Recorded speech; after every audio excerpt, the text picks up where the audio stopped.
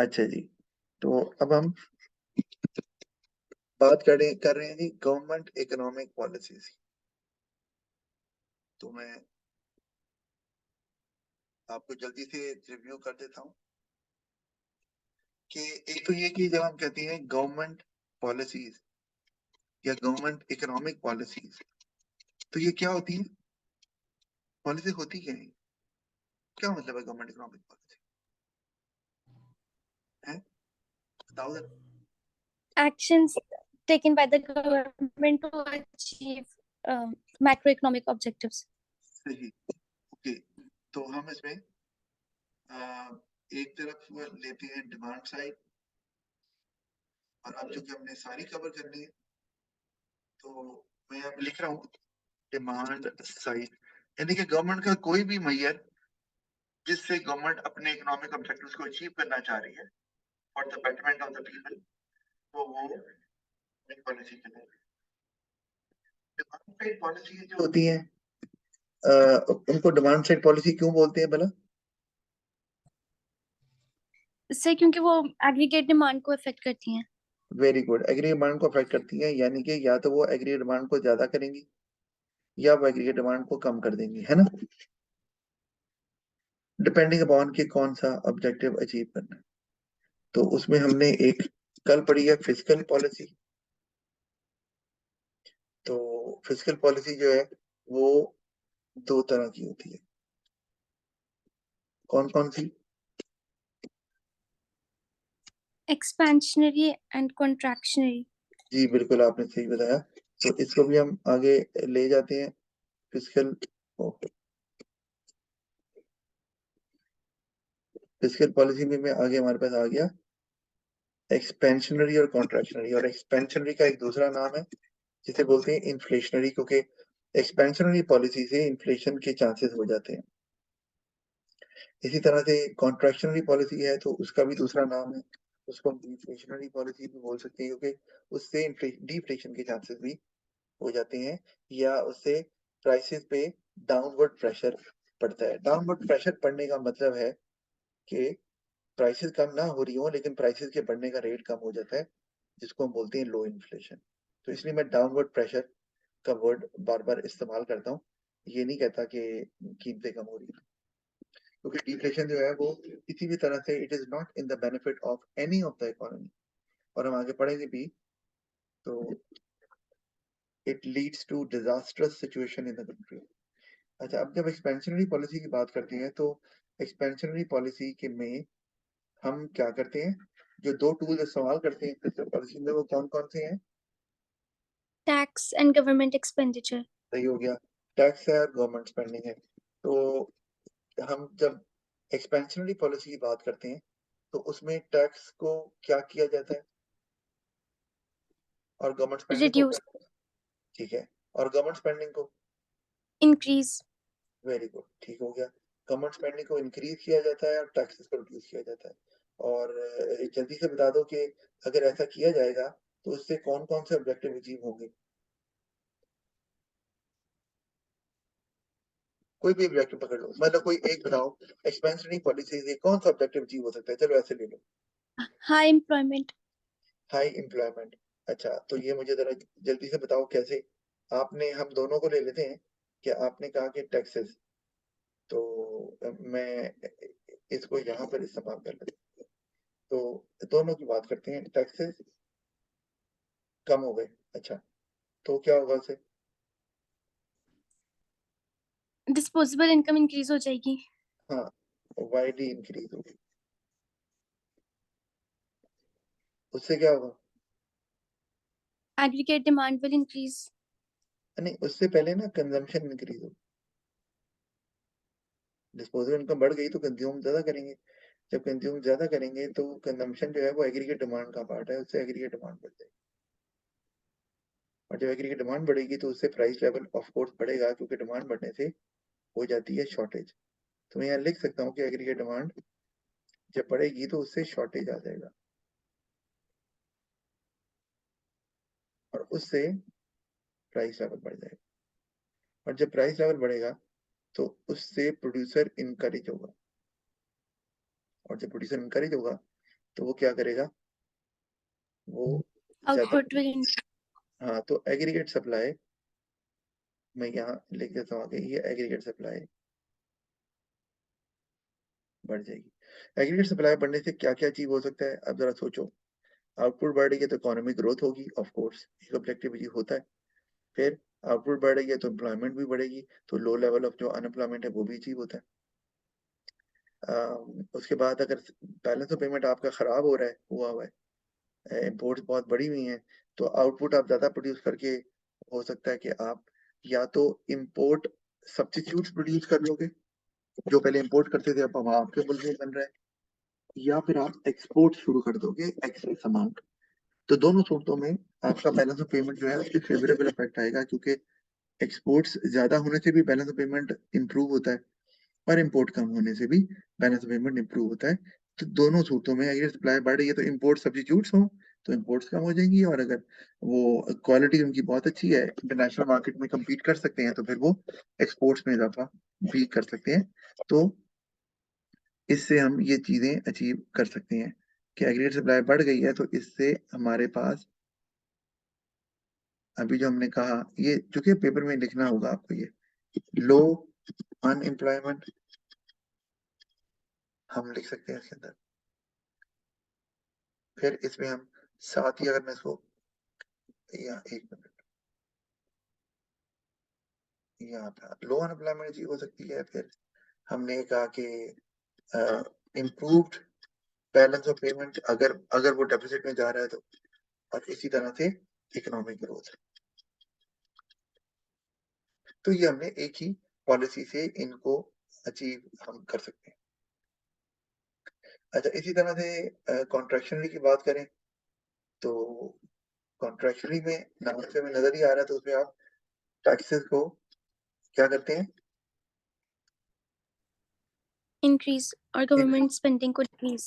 Opposite हो जाएगा, बिल्कुल सही कि टैक्सेस हमारे बढ़ जाएंगे और गवर्नमेंट स्पेंडिंग जो है वो हमारी कम हो जाएगी, और रिवर्स होगा, जो चेन हमने बनाई है लेफ्ट साइड पे, ये उसका ऑपोजिट हो जाएगा। और उसमें सिर्फ फर्क ये है कि कॉन्ट्रैक्शनरी पॉलिसी जब आप इस्तेमाल कर रहे हैं तो आपका ऑब्जेक्टिव इन्फ्लेशन को रोकना हो सकता है। तो क्या होगा कि आपने एग्रीगेट सप्लाई तक तो नहीं जाएंगे ऑफ कोर्स। अगर मैं इसको यहाँ पर थोड़ा सा एक्सप्लेन करूं, तो कॉन्ट्रैक्शनरी पॉलिसी के थ्रू आपने डिस्पोजेबल इनकम को कम कर दिया, तो उससे कंजम्पशन कम हो गई, एग्रीगेट डिमांड कम हो गई। एग्रीगेट डिमांड कम होने से आपका जो क्या कहते हैं प्राइस है, प्राइस लेवल जो है वो कम भी हो सकता है, या मैं उस पर डाउनवर्ड प्रेशर भी आ सकता हूँ, क्योंकि मैं कम में कहना नहीं चाह रहा, क्योंकि कम को ऑब्जेक्टिव होता नहीं है ना। ठीक है, तो हम इसको कह सकते हैं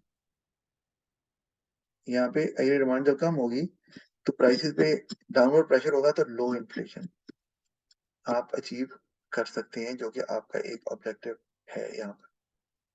तो ये हमें देख लिया हमने, कॉन्ट्रैक्शनरी भी और एक्सपेंशनरी भी।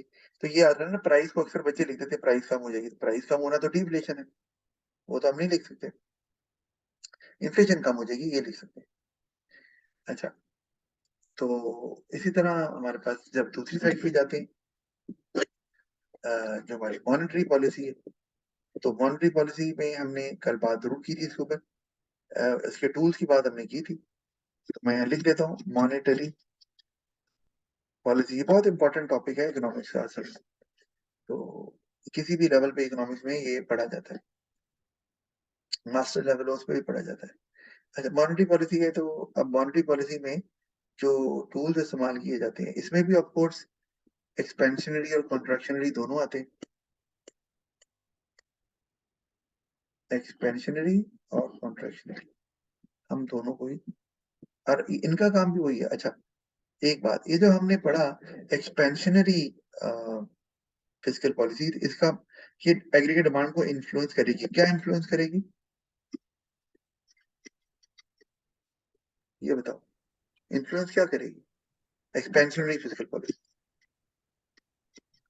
सर इंक्रीज हो जाएगी डिमांड। एग्रीगेट, हाँ, और कॉन्ट्रैक्शनरी फिस्कल पॉलिसी जो है वो एग्रीगेट डिमांड को कम कर देगी। नाम से पता चल रहा है कॉन्ट्रैक्ट कर रहे हैं, तो कॉन्ट्रैक्ट क्या हो रही है? एग्रीगेट डिमांड ही हो रही है। एक्सपेंशन भी है तो एक्सपैंड क्या क्या चीज बढ़ रही है? वो डिमांड बढ़ रही है। बिल्कुल सही। तो ये भी चूंकि डिमांड साइड पॉलिसी है मॉनेटरी, इसने भी यही काम करना है। क्या? कि एग्रीगेट डिमांड को बढ़ाना है या कम करना है, जो भी है। तो इसमें एक्सपेंशनरी अगर होगी तो हमारे पास जो टूल्स इस्तेमाल होते हैं इसमें, वो है एक जैसे कि इंटरेस्ट रेट है। ये ना इसको स्मॉल आई से मुझे शो करना है। तो स्मॉल से इसमें शायद नहीं होता, मुझे लगता है। चेंज कर देते हैं।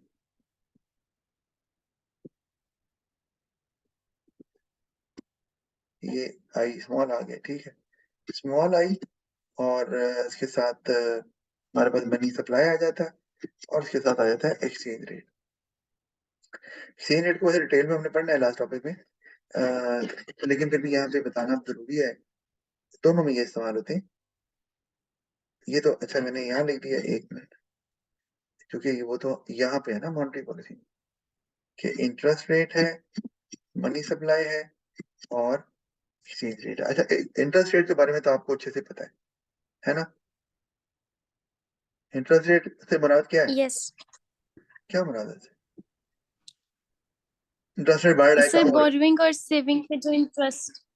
हाँ जी, मिलता है या जो देते हैं। बिल्कुल सही। सही आपने कहा। तो मॉनेटरी पॉलिसी में इंटरेस्ट रेट को तो चेंज किया जाता है, लेकिन याद रखना है कि जब इंटरेस्ट रेट चेंज होता है तो सेविंग या जो डिपॉजिट रेट होता है और जो बोरिंग रेट होता है, दोनों चेंज होते हैं। और हमने पढ़ा भी था बैंकिंग का चैप्टर करते हुए कि ये जो बोरिंग रेट होता है वो हमेशा ज्यादा होता है, और जो डिपॉजिट रेट होता है वो हमेशा कम होता है, क्योंकि बैंक ने इसी डिफरेंस से प्रॉफिट कमाना होता है।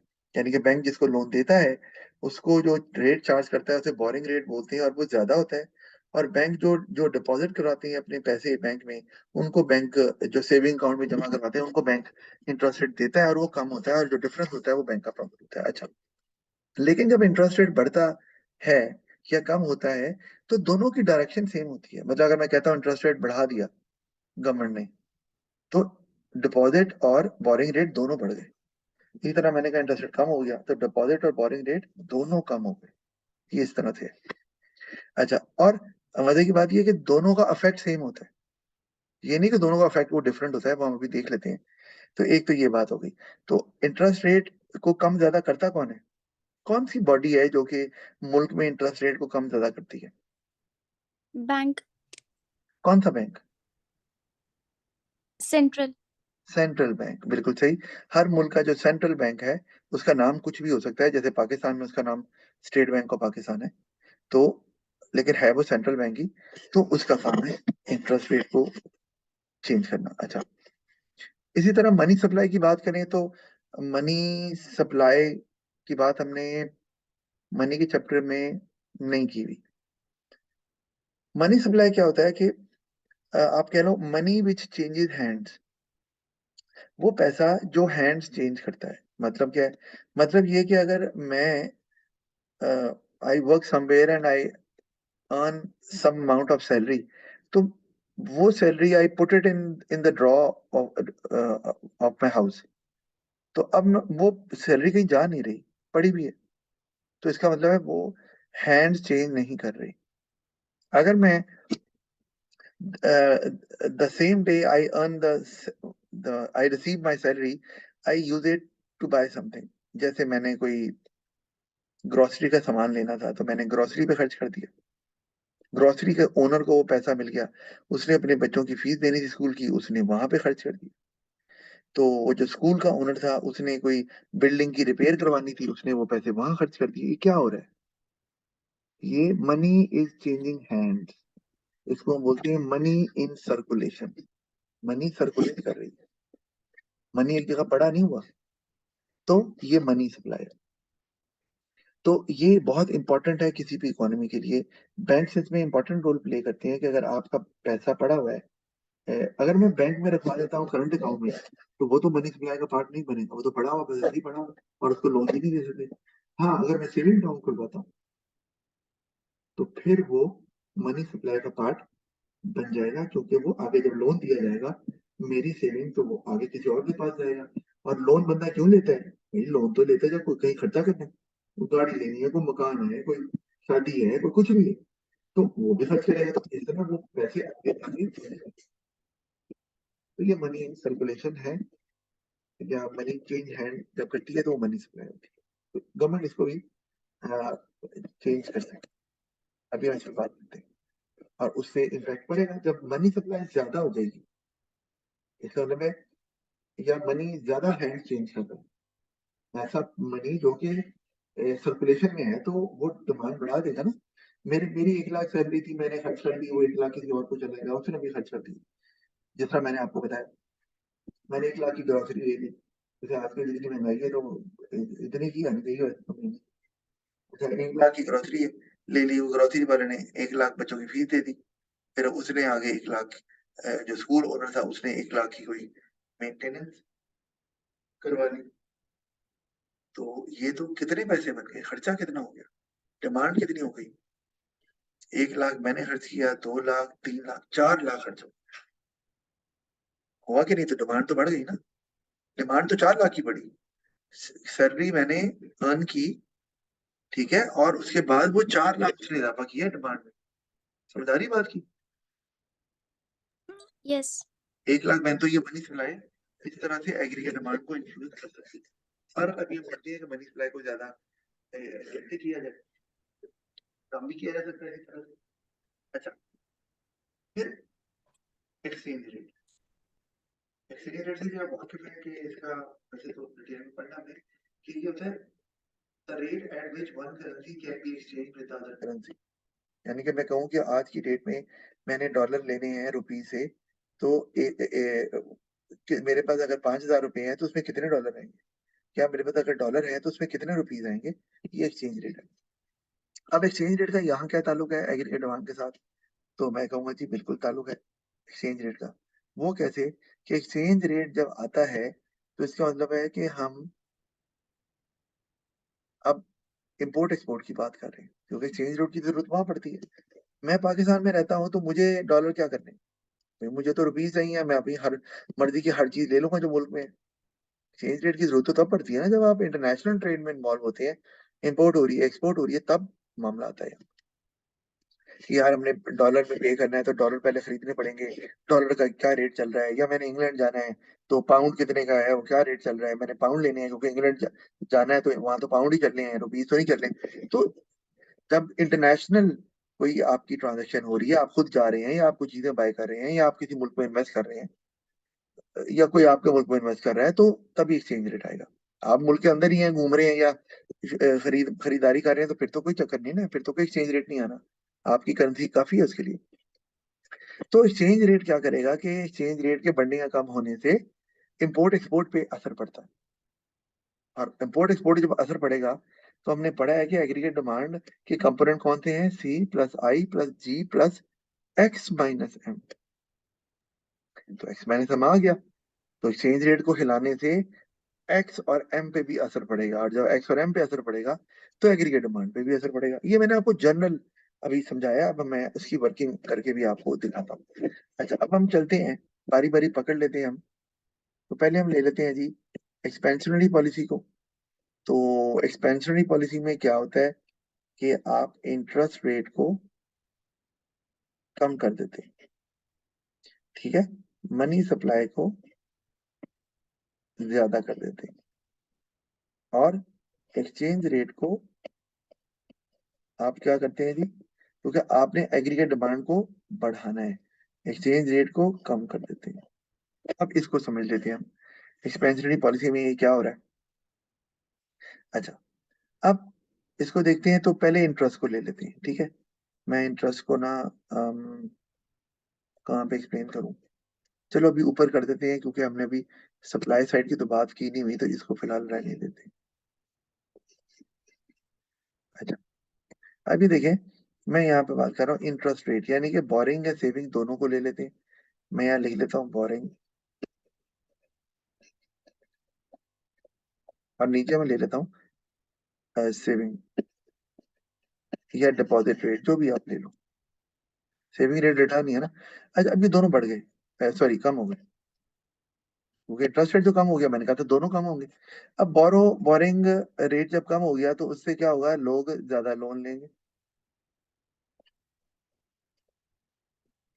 लोन जब ज्यादा लेंगे तो उस लोन को क्या करेंगे, या तो कंज्यूम करेंगे या इन्वेस्ट करेंगे। दोनों बढ़ गए, कंजम्पशन इन्वेस्टमेंट दोनों। तो ये अब किसका पार्ट है, एग्रीगेट डिमांड का।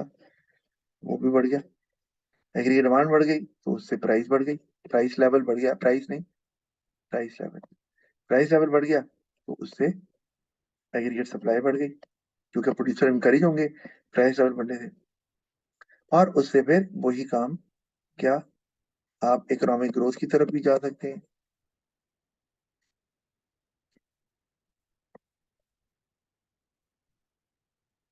आप इसमें लो अनएम्प्लॉयमेंट की तरफ भी जा सकते हैं।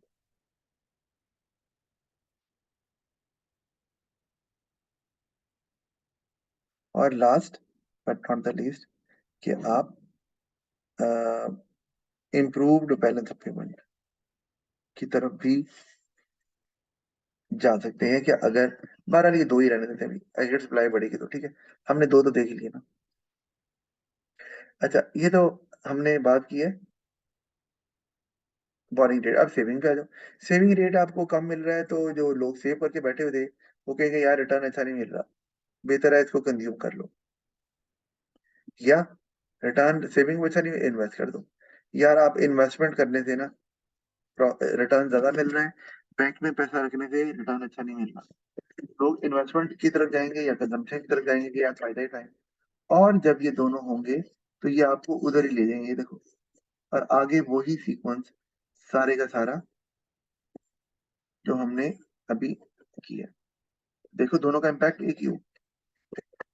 ठीक है, इसी तरह ये आपको समझ आ गई है ना। यस। अच्छा, कॉन्ट्रेक्शनरी अगर होगी तो उल्टा हो जाएगा। मैं अभी इंटरेस्ट रेट की बात ही कर रहा हूँ, इंटरेस्ट रेट बढ़ जाएगा, मनी सप्लाई को आप कम कर देंगे, एक्सचेंज रेट को आप ज्यादा कर देंगे। तो इंटरेस्ट रेट अगर कॉन्ट्रेक्शन की बात करूँ तो इसी का उल्टा कर लो। बोरिंग और सेविंग रेट यहीं से शुरू करते हैं। बोरिंग और सेविंग रेट बढ़ जाएगा, जब वो बढ़ेगा तो अगर बोरिंग की बात करूँ तो बोरिंग रेट बढ़ गया तो लोन कम हो जाएगा, लोन कम होगा तो कंजम्पशन इन्वेस्टमेंट कम हो जाएगी, एग्रीगेट डिमांड पे डाउनवर्ड प्रेशर आ गया, प्राइस पे डाउनवर्ड प्रेशर आ गया, और इन्फ्लेशन कंट्रोल हो गई। और इस तरह अगर सेविंग रेट बढ़ गए तो लोग कंजम्पशन इन्वेस्टमेंट नहीं करेंगे। यार सेविंग पे इतना अच्छा रिटर्न मिल रहा है, चलो सेव, तो वो सेव करेंगे, कंजम्पशन और इन्वेस्टमेंट नहीं करेंगे, तो एग्रीगेट डिमांड जो है ना वो उस पर भी डाउनवर्ड प्रेशर आएगा, उस पे भी आएगा, और इन्फ्लेशन कंट्रोल। समझ आ रही नहीं, है ना। सही ना, मेरी आवाज नहीं आ रही। जी हाँ, ये बीच में अभी ये रुक गई है ना, शायद आपकी तरफ से कोई प्रॉब्लम हुआ। यस सर, आ रही है। दोबारा बोलो, मुझे समझ नहीं आई। सही ना, दोबारा बोलो, मुझे समझ नहीं आई क्या कहा आपने। अच्छा, 7 मिनट रह गए हैं, दोबारा ज्वाइन कर लो।